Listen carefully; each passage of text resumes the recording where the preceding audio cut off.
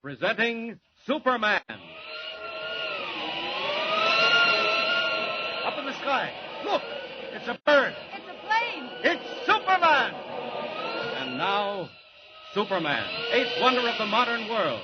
Visitor from a distant planet whose strength knows no limits, whose endurance is beyond anything humanity has ever known. We have seen how the child of Jor-El and Lara was placed in the rocket ship and sent on his way to Earth.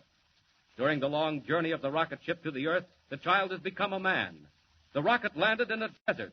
Superman stepped forth full grown to explore this strange new world in which he found himself. Today, as our story continues, we find him hovering with his curious power above a quiet highway in Indiana.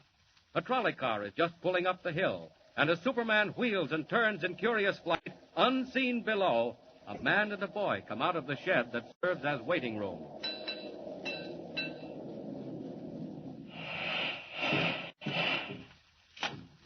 Morning, Professor. Good morning. Going into town. Yes, that's right, John. Taking Jimmy to the fair. It is a great show, all right. Well, I reckon you're my only passengers. Make yourselves at home. I'm going to get me a drink of water. All right. Why, Dad, we've got the trolley all to ourselves. Yeah, regular private car. Where'd the motormen go? And just over to the spring for a drink. It's a mighty hot day. You better hurry or we'll be late. We can't start without the motorman. But we are starting. Look, Dad. The doors have closed. We're moving. Yes, what happened? Dad, I want to get out. The brakes. Something happened to the brakes. Let's get out, quick. Open the doors. They're jammed. They're tight shut. Dad, we're going faster and faster. We're going downhill. Dad, what are we going to do? Jimmy, come here. The window. Out the window, Dad. Get it open. Smash it. Oh, wait. Jump, Dad. Jump. No. It's too late. Going too fast. We've got to, Dad. Look, there ahead, there's a tree. Jimmy. A tree falling right in the tracks. Look, there in the sky. It's a man. Why, he's flying. It can't be. It's not possible. Dad, he's coming straight at us. He's moving down. He's tearing off the roof. Dad! Quick! Grab hold of me. No, put me down. Let me go. Stop it. One under each arm. Out through the top. Hold on. We're going to crash.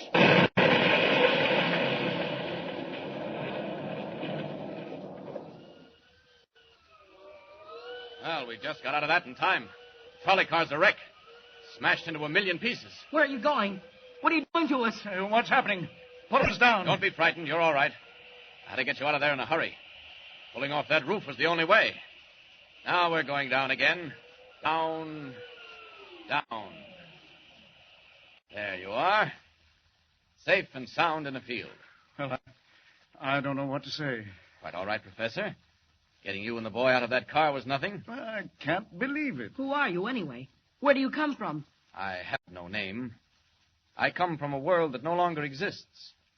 Here in this world of yours, men would call me a Superman. It's a dream. A wild, impossible dream. But, Dad, it happened. We saw it. He flew down, took us under his arms. And out of the car, that's all. Nothing so strange about that. And you saved our lives, Jimmy's and mine. I don't understand even now, but I'm grateful. Are you, Professor? Well, do you doubt it? Would you do something to prove it? Would we? Anything at all. Then make me a promise. Promise that you'll say nothing at all about what's happened. What? Don't you want people to know? Not just yet. I want no one to know, except those I help. Will you promise? If you wish. I do, believe me. Then you have our word. Is that all? No. You've given me your promise. Now I want your advice. You want advice from us? You know this world. I'm a stranger. You know the people in it. But I have still to find them out. You want to meet men, is that it? Not meet them, Professor. Observe them. Study them. See them at their best and their worst. Know which to help and when help is needed. If you can tell me that. Dad, can we help him? Well, I think so, Jimmy, if that's what he wants. It would mean a great deal to me. Well, my friend, if we can call you that. I hope we can. My first friends on this earth. To mingle with people, to see men at the highest and the lowest, if that's what you want. Well, now let me think. Now, how about a newspaper, a great metropolitan daily? A newspaper? Well, yes, join their staff. Be a reporter. Oh, but you can't do it in those clothes. Not that blue costume with the cloak and shield on your breast. Gee, you couldn't. Jimmy, these are the cloak and the shield of Superman. If I become as other men, I shall dress as other men. Well, you'll have to assume some kind of a name. What do they call you? I have no name. Well, how about Clark Kent. That sounds all right. Yes, why not? It's usual enough. Won't attract attention. Clark Kent. Clark Kent. Yes. And about joining a newspaper. That should give me an opportunity to learn the troubles of men, to know whom to help, and when help is needed. I'll do it. Many thanks to both of you for your advice. Well, no thanks are necessary. If there were only something more. Just this. Remember your promise. Never to reveal my identity. And now, goodbye. I've stayed too long, and I'm off. Goodbye. Goodbye. Goodbye. They're right. Superman must become a reporter. A reporter by the name of Clark Kent. Clark Kent. I'll do it.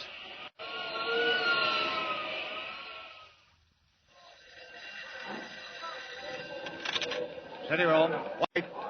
Listen, Chief. You better get somebody in that railroad story right away. Anything break? Looks bad. I don't know where your dope came from, but it sure was right. Well, where are you now? At the yards out of town.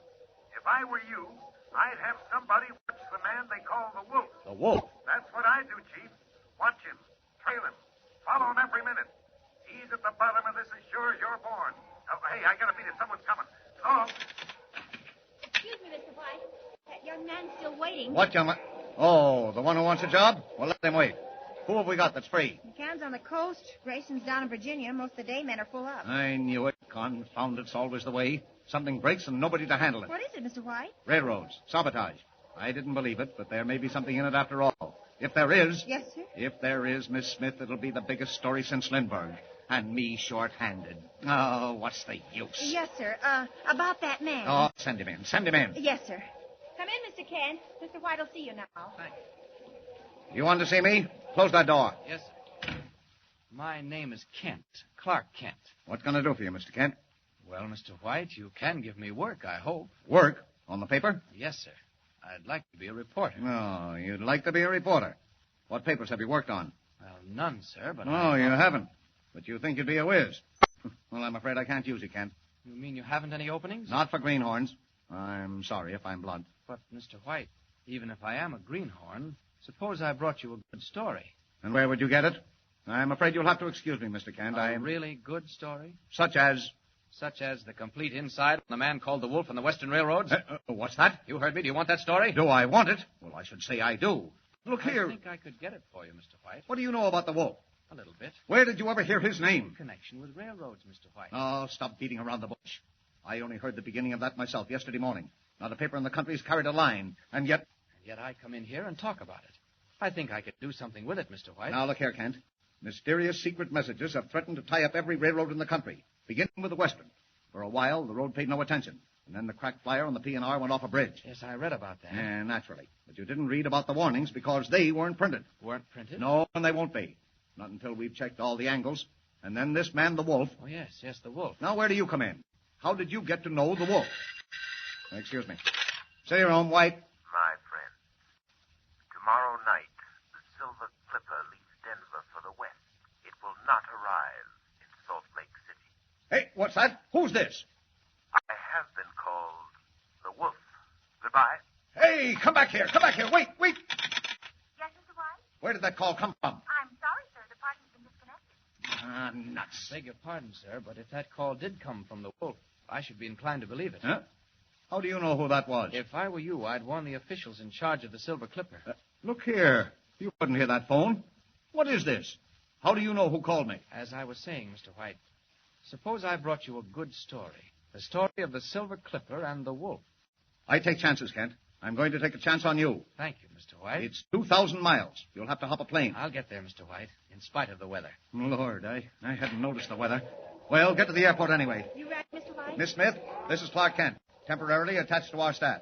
You'll note I said temporarily. Yes, sir. Kent leaves for the west for the first plane. Get him tickets and a $200 advance. Mr. White, all planes are grounded. That's all right, sir. I'll get there. Take him outside. Show him what he needs to know. Mr. White, I'd like to thank you. Oh, let it go, Kent. Let it go. You get a story and you get a job. You're either clairvoyant or the luckiest guesser alive. Either way, I can use you. But if you miss out, well... This way, Mr. Kent. Thank you, Miss Smith. Nice of you to show me around. Pretty lucky, I'll say. 100 good newspaper men walking the streets, and you step right into a job. I say, I am lucky. You wait in here. It's the anteroom of the cashier's office. Well, I really don't need an advance. Oh, playboy in disguise, eh?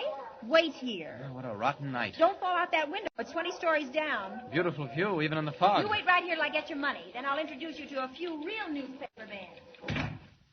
Plane's grounded. 2,000 miles to go. Sorry, Miss Smith. I'm afraid I can't wait. Clark Kent may need a plane, but Superman doesn't. Up with the window. And out. Get out. I hope I didn't keep you waiting too. What? Miss Smith. Miss Smith. Oh, what's wrong? That man. Did he go out, that Clark Kent? Nobody went through the city room. He didn't go out. Well, I left him right here. The window. Oh, the open window. He went through it, and it's 20 stories down. He went out through the window. Out the open window, 20 stories above the ground.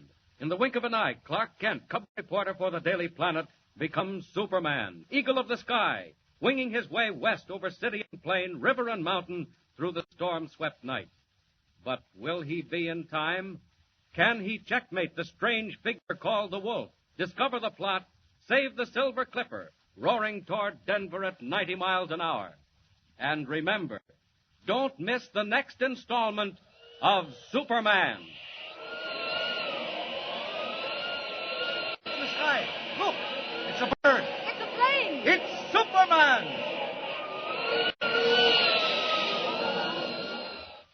Superman is a copyrighted feature appearing in Action Comics magazine.